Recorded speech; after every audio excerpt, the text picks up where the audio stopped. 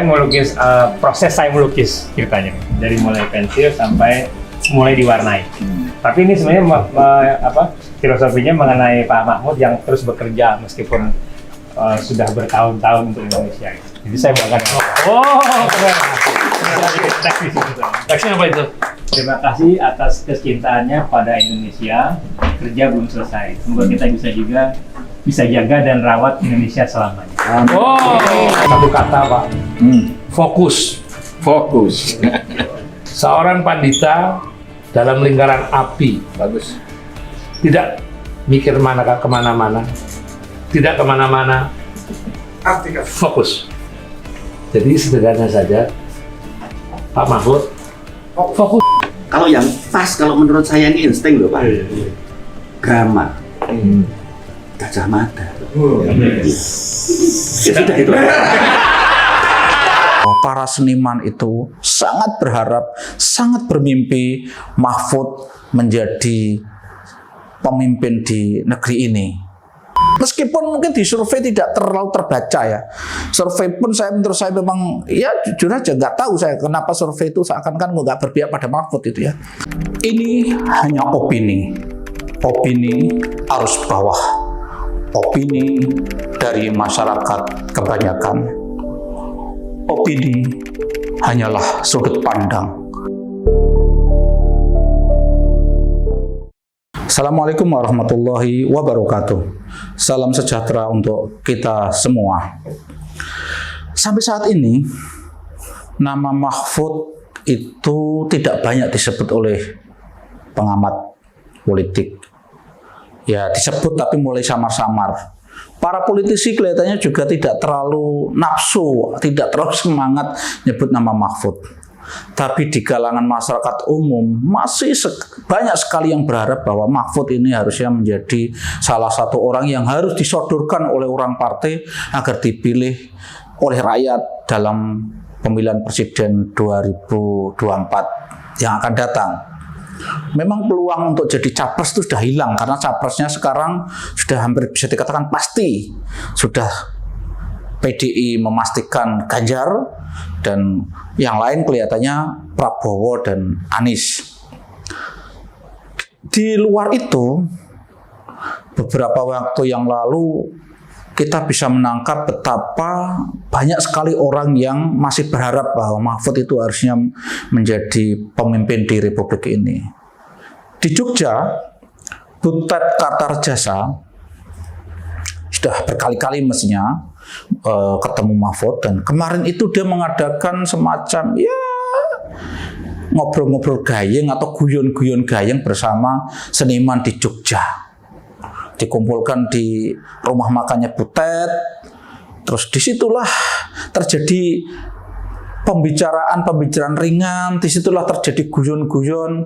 Tapi setelah kita ikuti, meskipun itu ya itu bahasanya orang seniman ya, tapi kita bisa menangkap sekali bahwa para seniman itu sangat berharap, sangat bermimpi Mahfud menjadi pemimpin di negeri ini.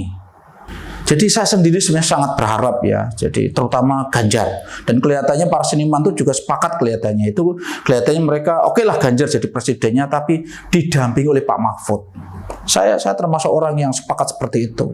Jadi kalau kita amati di video itu yang diabadikan oleh timnya Butet itu nampak sekali para seniman itu menggantungkan harapan, menggantungkan mimpi-mimpi agar Mahfud itu menjadi wakil presiden mendampingi Ganjar.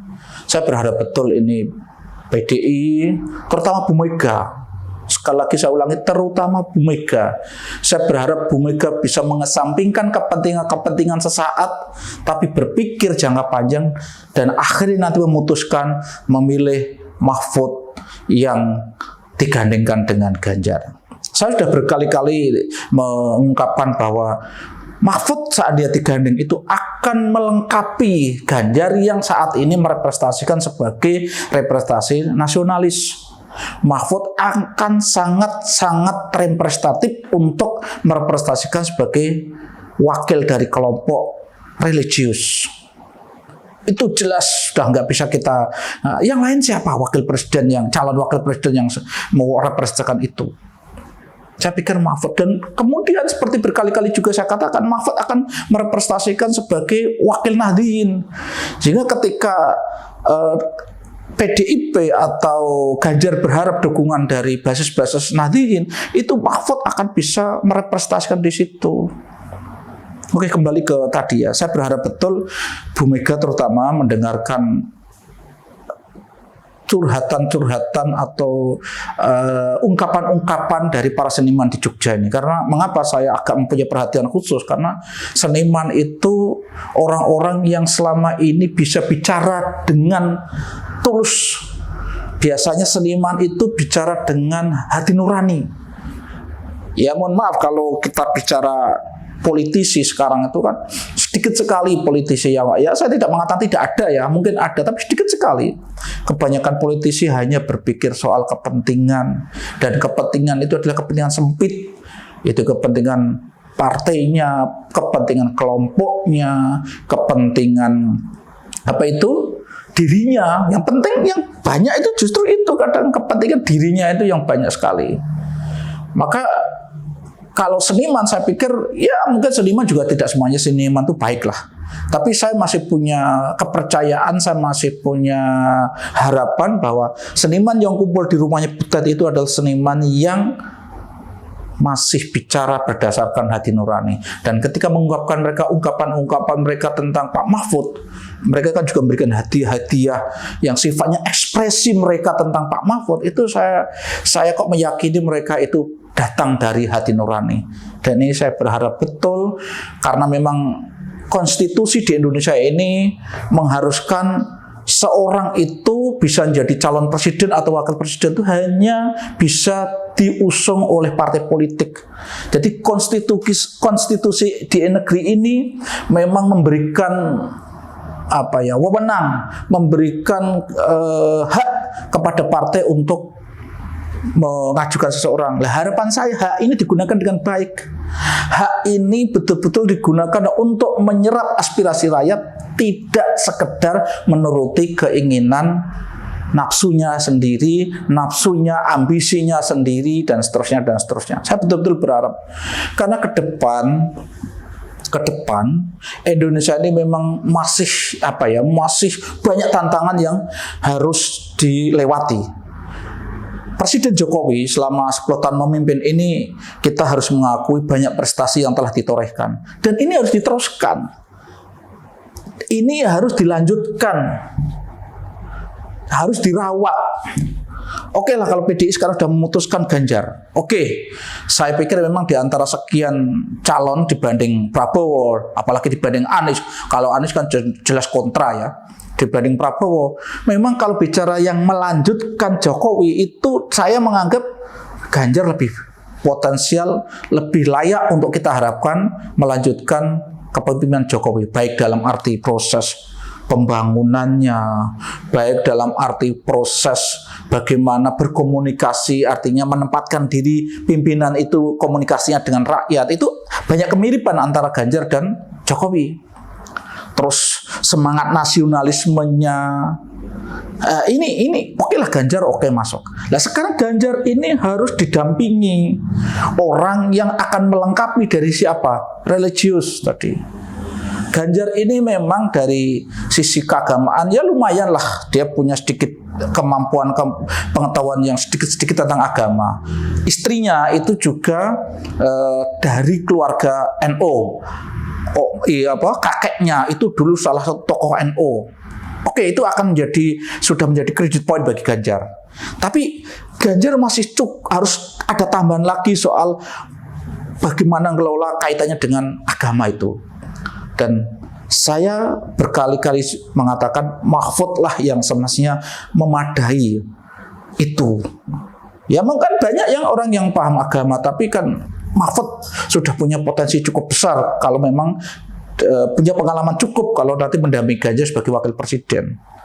Terus kemudian yang selalu saya ingatkan kepada semua warga bangsa di negara ini, Mahfud ini selain tadi kebutuhan untuk melengkapi tentang sisi agama atau religius, Mahfud juga kita butuhkan untuk memastikan bahwa negara ini memang atau pemerintah di negeri ini memang punya keinginan untuk menghilangkan, untuk melenyapkan praktek-praktek korupsi. Karena kalau kita membangun, kita kita melakukan upaya-upaya perbaikan tapi tidak dilengkapi dalam arti pemberantasan korupsi, ya nggak ada artinya. Investor datang banyak karena pemerintah bisa menciptakan stabilitas, tapi kalau itu dikorupsi, ya kalau bahasanya orang itu tidak jadi daging, dimakan tapi setelah itu hilang, uang datang tapi setelah itu lenyap, tidak jadi daging kalau bahasa saya tadi. Nah, Mahfud ini juga hadir untuk memastikan bahwa Mahfud dibutuhkan untuk tadi memastikan pemerintah yang akan datang adalah pemerintah yang memang punya itikat baik untuk menghilangkan praktek-praktek korupsi yang terjadi di negara ini. Jadi saya berharap betul ya orang-orang yang saat ini di partai politik, konstitusi saat ini memang memberikan hak kepada Anda untuk menentukan siapa calon pemimpin negara ini di masa yang akan datang. Tapi tolong gunakan hati nurani. Tolong serap betul aspirasi dari rakyat secara umum. Saya pikir omongan saya itu mudah dicerna kok. Mudah sekali untuk membaca peta masyarakat. Meskipun mungkin di survei tidak terlalu terbaca ya. Survei pun menurut saya memang ya jujur aja nggak tahu saya kenapa survei itu seakan-akan nggak berpihak pada Mahfud itu ya. Jadi kalau dirasakan saja kita tuh bisa sangat merasakan kok bahwa banyak sekali rakyat di negeri ini yang berharap dari Mahfud.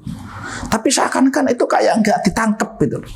Maka saya memang di sini tuh berharap Jokowi yang 10 tahun ini juga kita melihat telah memimpin dengan baik dan menggunakan hati nuraninya.